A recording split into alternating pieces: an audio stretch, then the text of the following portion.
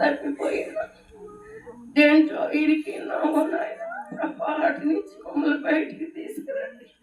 ఏ బలహీనతలు మమ్మల్ని వెంటాడుతుందో, ఏ పాపం మమ్మల్ని వెంటాడుతుందో, ఏ శాపము మమ్మల్ని వెంటాడుతుందో, ఏ అయోగ్యమైన స్థితి మమ్మల్ని వెంటాడుతుందో, ఏది నిర్లక్షణ స్వభావం మమ్మల్ని వెంటాడుతుందో, వీటన్నిటి నుంచి మాకు జయము దయచేసే దేవుడవు నీవే కదా.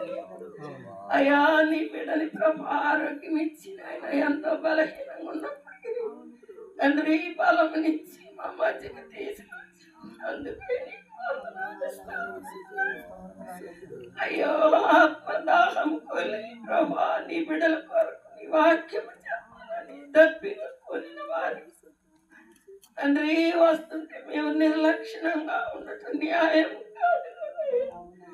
ఒకనొక దినము ఆ తీర్పునందు మేము నిలబడాలి. అయ్యా దినములో మేము నిలబడకుండా సరి చేసుకొని నీ బిడ్డల మాటలకు లోబడి తండ్రి నిన్ను స్తుతించే భాగ్యం దయచేసి సమకూర్చిన బిడ్డల కొరకై రాని ఉన్న బిడ్డల్ని మీరు తీసుకురండి నాయన. మేము పిలిస్తే వాళ్ళు రారు, నీవు పిలవండి అయ్యా. నీ వాక్యము ద్వారా వాళ్ళకి కట్టబడటకు సహాయం చేయండి తండ్రి.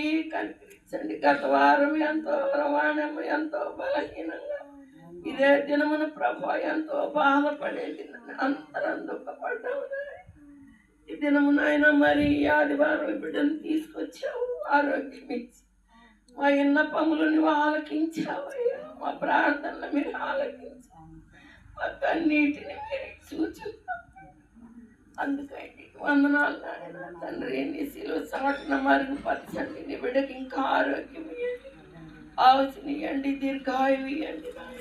శోధనల నుంచి విడిపించండి ప్రభా నాయన. నిన్ను ఎక్కువగా స్తుతించే భాగ్యము మా అందరికి దయచేయండి నాయన. తండ్రి వచ్చిన ప్రతి ఒక్క బిడ్డని పేరు పేరున ఆశీర్వదించండి. రానయ్యన్న బిడ్డల్ని మీరు తీసుకురండి నాయన. ఈ దినం మాకు కావాల్సిన ఆత్మీయాహారము మీరు సమృద్ధిగా దయచేయండి.